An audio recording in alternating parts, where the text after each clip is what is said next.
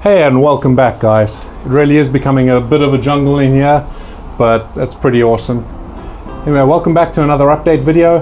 I'm going to take you for a quick look around the greenhouse, and we're also going to pick some peppers today.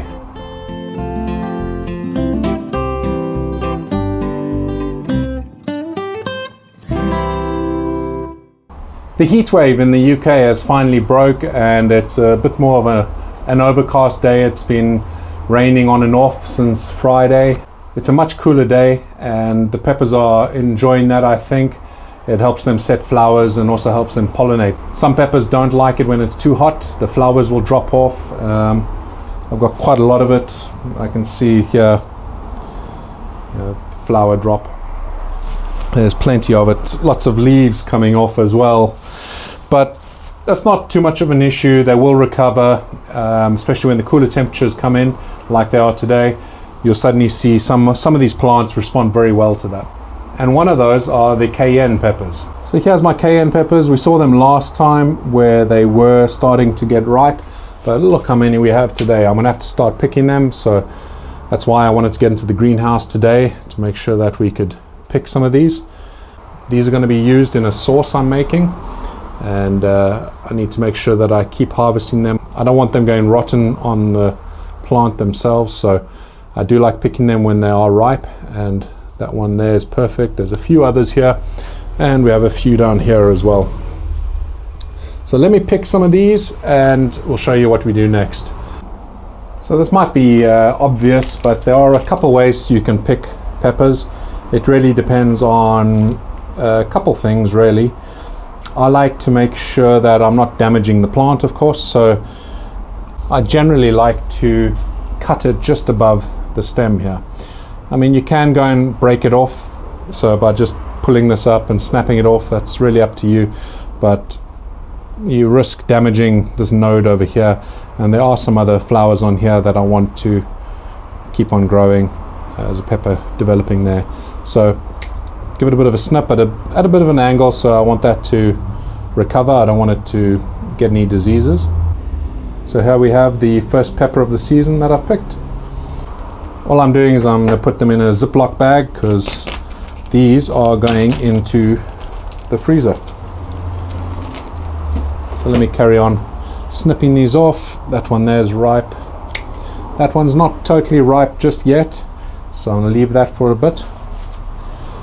That one is also ripening up. That one's fine. That one's fine.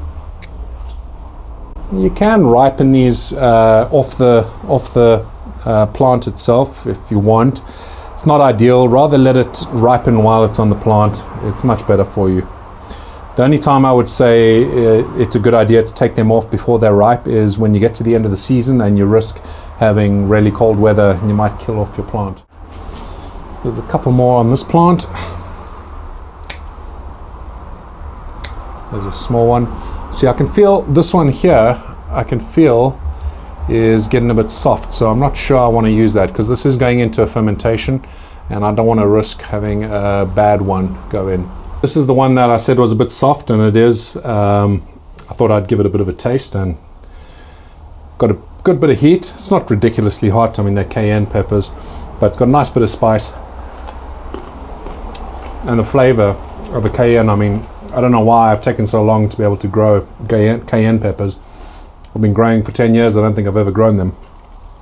It's a lovely pepper. And the sauce I'm going to make with it is going to be excellent. So we have our peppers. There we go. That's just the harvest from today. I'm going to get loads more than that. That's obviously just the first bunch.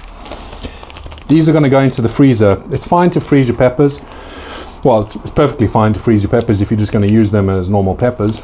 The question I get asked quite often, if you are fermenting your peppers to make a hot sauce using the fermentation process, I get the question whether freezing is going to affect them.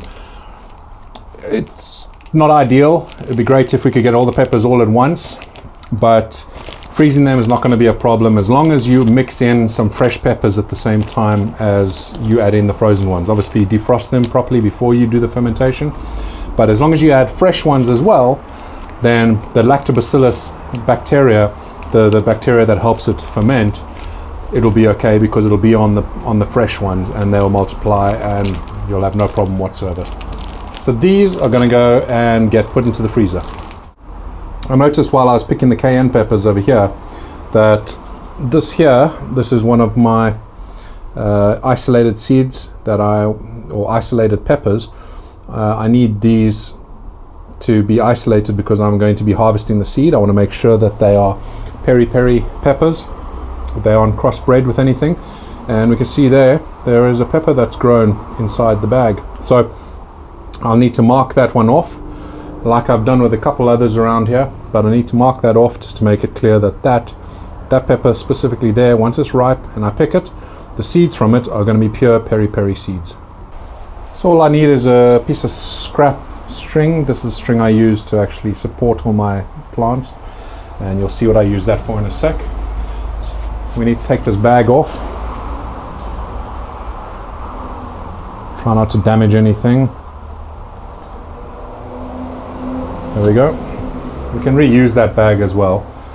So all I'm doing is I'm creating a small slip knot over here, and we just expand that out, slip that over, and at the base of the pepper we'll have this piece of string, so I'll know that this one is a pure pepper. So that's it. It doesn't have to be tight. Let me cut that off. It doesn't have to be tight on there, but just as long as it doesn't come off. So I know that this pepper has the piece of string on it.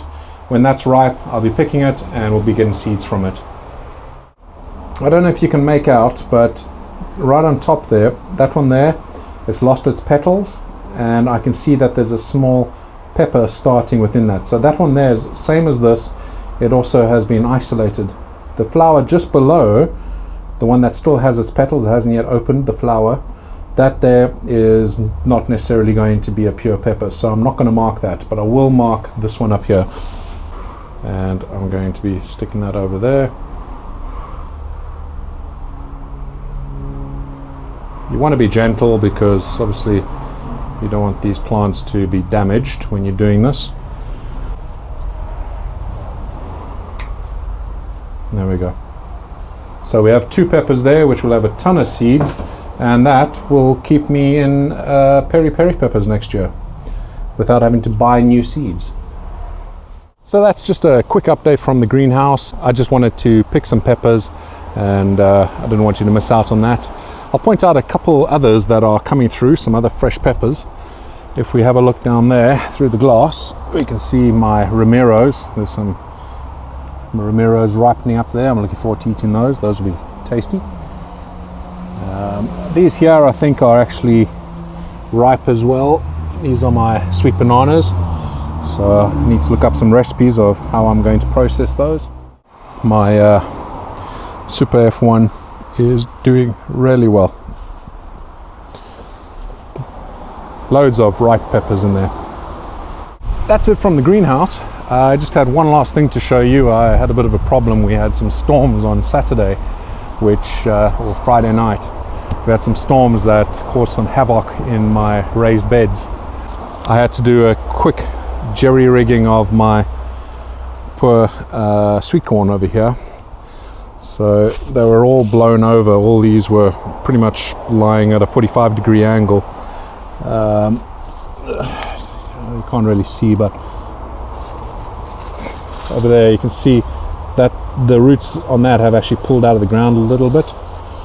So what I've had to do is I've put some stakes in the ground, and I put string on either side just to keep these a little bit upright. It seems to have done the job.